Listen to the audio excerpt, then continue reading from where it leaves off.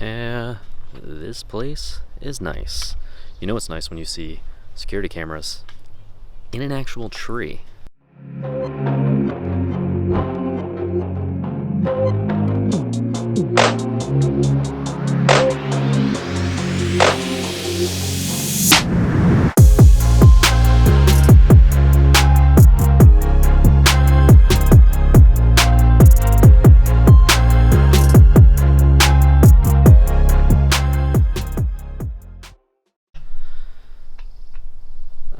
Alright. Sorry if it's a little echoey. Sorry about this thing. Woo! And I mean, woo! This place is nice. Could you just imagine this being your front door? Alright, let's turn you around.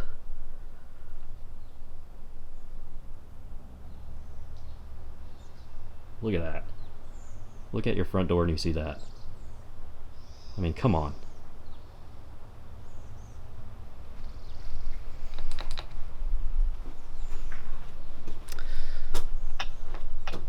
Some people know how to live.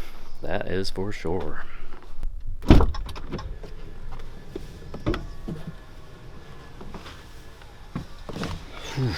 Well, that's that. That's actually a pretty long shoot. But then again, that was a really nice house. Now, spend the next day editing in front of my computer.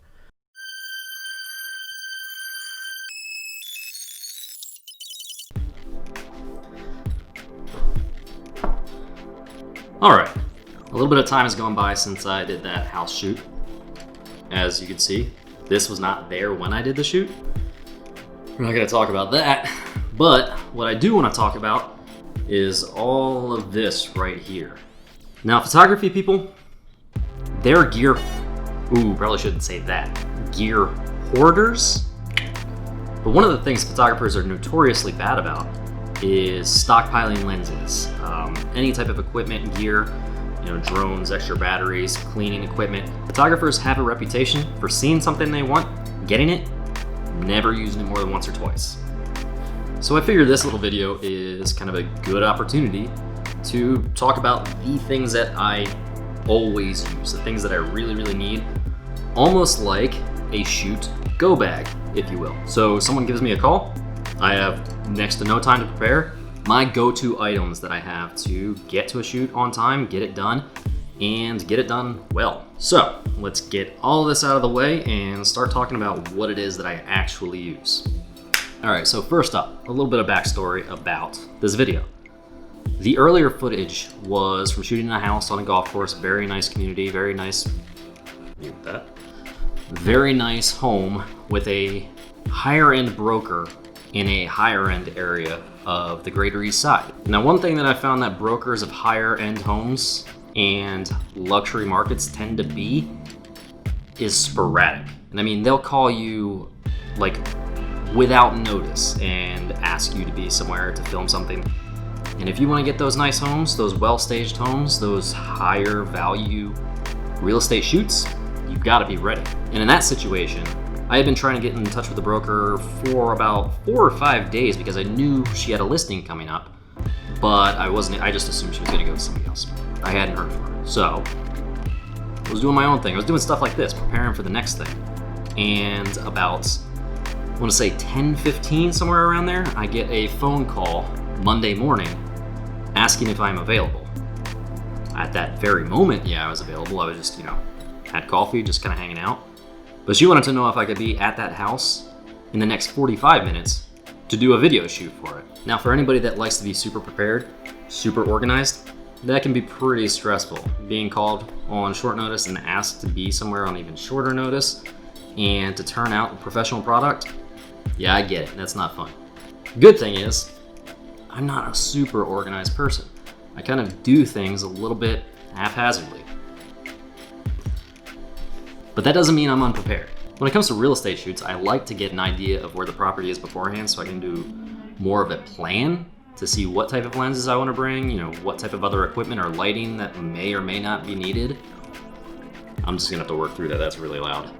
Gosh. So that I can be as quick as possible and travel as lightly as possible. So over the course of a couple projects, I kind of built an idea of the things that I could use through experience and not having them at some point, and what I'm gonna need on every shoot. You know, the raw fundamentals, the stuff that I really absolutely need to get, you know, the best product. I'm also gonna give you an idea of a couple of things that I have that, you know, really shouldn't bring. First up, this little dude. This is a cheap little Rokinon 24mm lens. I think it was like $250 or something like that. I only use this for when I want something super duper light to do, like, you know, vlog things like this. For purposes right now, obviously I'm using a different lens, but this is not a quality lens. But this is not professional quality. I would never take this on a shoot. So, do I need it in my bag? No. Next up, my favorite lens right now. It is, oh, this monster. Broken hands make it difficult to twist things. My Sigma 135 Art lens. This is my baby, 1.8. I really, really love compressing the foreground in images.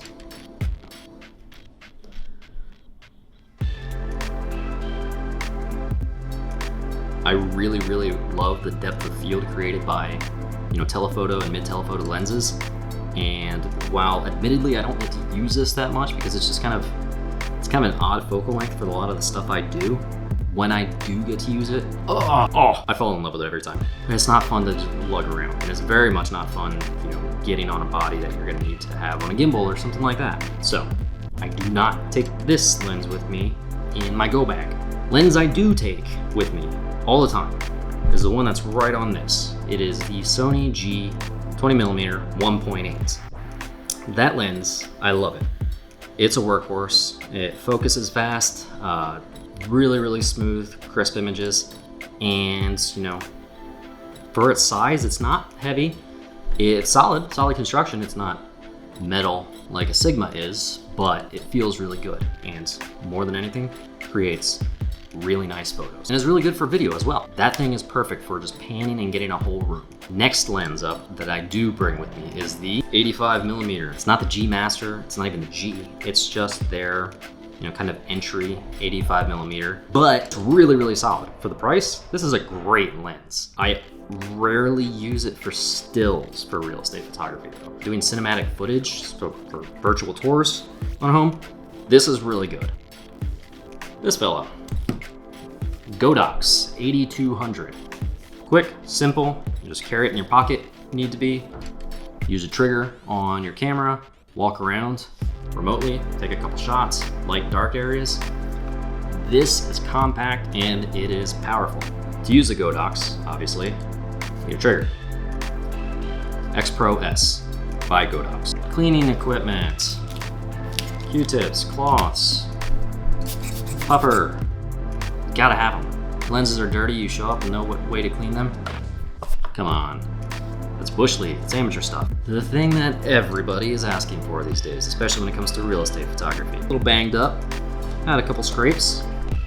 Boy is he rugged, and man does it take some nice stills.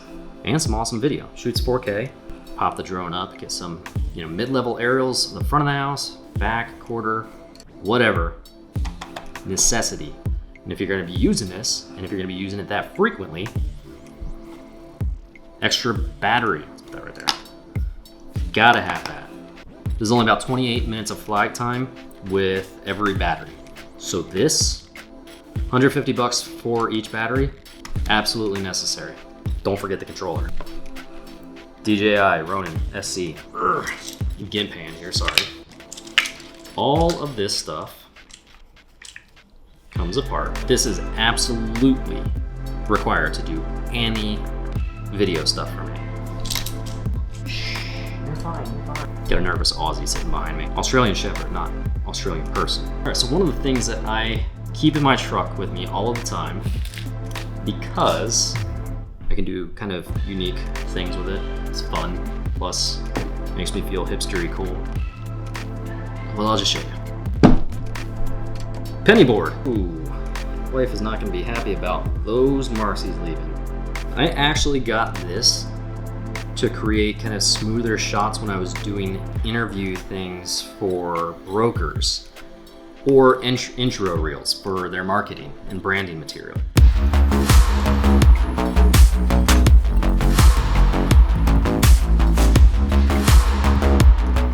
Pop the gimbal on this, slide it by, but for $40 or so, I use this thing quite a bit. It's just dirty because I just, used it in the garage coming up here, but point being, sometimes you gotta be creative with your tools. Photography is expensive. You don't wanna be spending $1,000 on a slider to get, 40 inches of travel when you could do $40 board to get, 8 feet of travel if you're good. Don't go breaking your arm. I'm not liable. We're gonna have to clean that up in a little bit. Last but most definitely not least, this is aside from the actual camera, this is probably one of the most important things I have in my bag, and it's remarkable how much I use it. This guy, Gerber multi-tool. The amount of times I don't use the knife portions, but multi-tool, I highly suggest getting one because, gosh, invaluable. I use it all the time. So, quick video of some of the stuff I use, what I deem as most important. If I have time to prepare for a project, I'll probably bring more things. I'll bring monolite, maybe 2, who knows? But those are the things that come with me pretty much everywhere my camera goes. That stuff is attached to my head. So I'm gonna try to do some more stuff like this, some more equipment things, some more tips when it comes to editing. Business is a little slow right now. The real estate market in Seattle it's incredibly hot, but that's because the inventory is so low. There's slim pickings when it comes to real estate photography and videography. But it is what it is. I'm gonna try to be doing more of this stuff. If you like it, I'd really appreciate it if you like this video.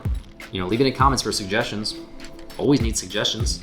And go ahead and subscribe. Also gonna be doing quite a bit more stuff with our Jeep and our Ram. Trying to get out a little bit more, do some camping stuff. Got a lot of free time. Might as well put some use to it. All right, see ya.